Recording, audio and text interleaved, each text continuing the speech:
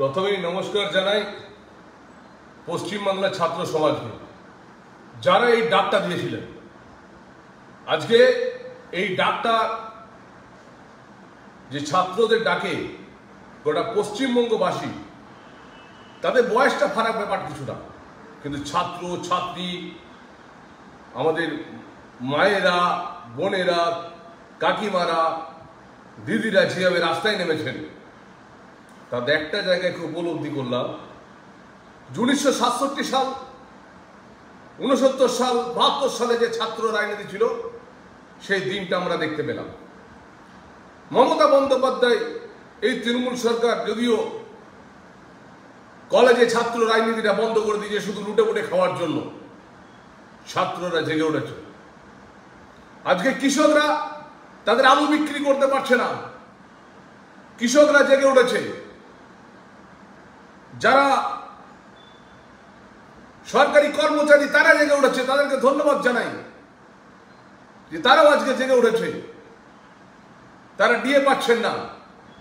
শুধুমাত্র এই সরকারটা চলছে পশ্চিমবঙ্গ রাজ্য সরকারের পুলিশের দ্বারা কিছু আইপিএস, কিছু আইএস, তাদেরকে কিছু মুনাফা লুটে দেওয়ার জন্য, এবং এই আরজি করে সন্দীপের মতো কিছু দালাল, এদের জন্য এই সরকারটা চলছে, সাধারণ মানুষের জন্য নয়।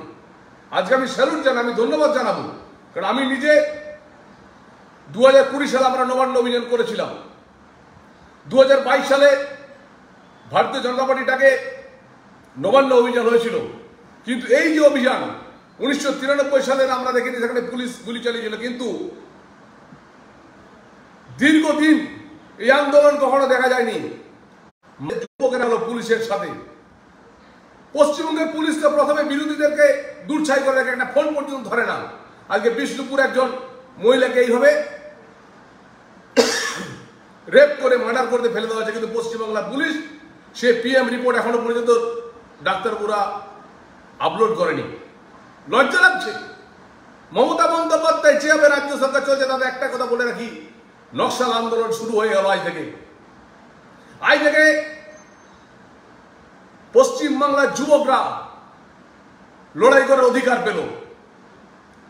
আমি সকলকেই বলবো, আগামীকাল আমাদের ভারতীয় জনতা পার্টি বন্ধ রেখেছে, তা সাফল্যমণ্ডিত করতে হবে। আরজি করে আমাদের ছোট বোনের জন্য, আমার বিষ্ণুপুরের সেই বোনের জন্য, আমার বর্ধমানে এক আদিবাসী মহিলা, তাকে পর্যন্ত রেপ করে গলা কেটে দেওয়া হচ্ছে। এই সরকার শুধুমাত্র 25%, 20% ভোট পার্সেন্টেজের কথা ভেবে 80% মানুষকে কষ্ট দিচ্ছেন।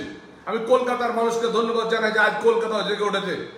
যে মমতা বন্দ্যোপাধ্যায় 1982 সালের পর থেকে কলকাতা মমতা বন্দ্যোপাধ্যায় গো ব্যাক করছে, এটাই সবচেয়ে আনন্দের বিষয়।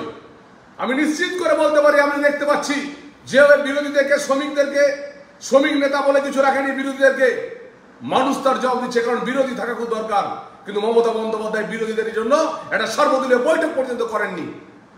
লজ্জা করা উচিত।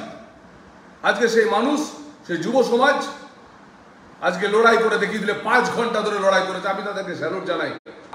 বিপদে পড়বেন, আমাদের ভারতীয় জনতা পার্টির কন্ট্যাক্ট করবেন, নিঃসন্দেহে। আমরা বিরোধী আছি, আমাদের বিরোধী দলনেতা শুভেন্দু বলেছেন যে আমরা পাশে আছি, আমরা পাশে থাকবো, আমরা লড়াই করব। যে কথাটা বলছিলাম, আমাদের বিরোধী দলনেতা বলেছে যে তৃণমূল নেতারা প্রত্যেক জায়গায় বালির টাকা তুলছে, প্রত্যেক জায়গায় কয়েক টাকা তুলছে, প্রত্যেক জায়গায় জেলা পরিষদগুলো ওদের বাপের, যেন ওদের প্রতি জায়গায় টেন্ডারের টাকা তুলছে। এই জায়গাগুলোকে মানুষ হয়ে রুখে দাঁড়াতে হবে। কোনো মানুষ ভালো লেগে আজকে যুবকরা চাকরি পাচ্ছে না, যুবতীরা চাকরি পাচ্ছে না, প্রত্যেকটা ছেলে মেয়েকে আজকে অন্য রাজ্যে কাজ করতে যেতে হচ্ছে, বিদেশে কাজ করতে যেতে হচ্ছে, অন্য জায়গায় কাজ করতে যেতে হচ্ছে, শুধুমাত্র পুলিশি সন্ত্রাসের জন্য। কারণ বিরোধীরা কেউ মুখ খুলতে পারবে না। আমি ধন্যবাদ জানাবো।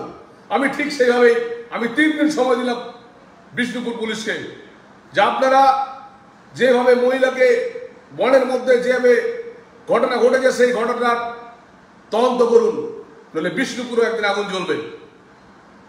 আজকে শুধুমাত্র 20% ভোটের দিকে তাকিয়ে মমতা বন্দ্যোপাধ্যায় যে অত্যাচার করছেন, এটার বিরুদ্ধে আমাদের রুখে দাঁড়াতে হবে। মমতা বন্দ্যোপাধ্যায় পুলিশকে নিয়ে কিছু আইপিএস অফিসার কিছু আইএস অফিসারকে নিয়ে যেভাবে আমাদের উপরে অত্যাচার করছে, আমাদেরকে ফলস কেস দিয়েছে, তৃণমূল নেতাদেরকে মানুষ তেড়ে নিয়ে যাবে, এটা তার লক্ষণ দেখলাম।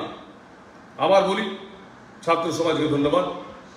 লড়াই আমাদের অনেক করতে হবে, যেহেতু আপনারা বলেছিলেন অরাজনৈতিক ভাবে আমরা করব, তাই রাস্তায় নামিয়ে আছি আপনাদের। ভারতীয় জনতা পার্টি আপনাদের সাথে আছে।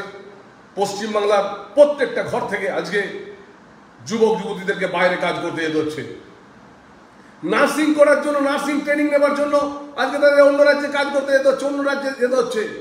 আজকে পশ্চিমবাংলায় কলেজগুলোতে শুধুমাত্র তোলার জন্য একটা করে প্রিন্সিপাল আর একটা করে ছাত্র নেতা তারা তোলা তুলছে।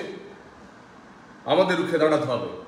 আমরা আজকে সত্যি আমি বুকটা গর্বে ভরে উঠলো আমার, যে 5 ঘন্টা ধরে কখনোই 1967 সালে কি হয়েছে বলতে পারবো না, কিন্তু ওখানে ইতিহাস আমি পড়েছি।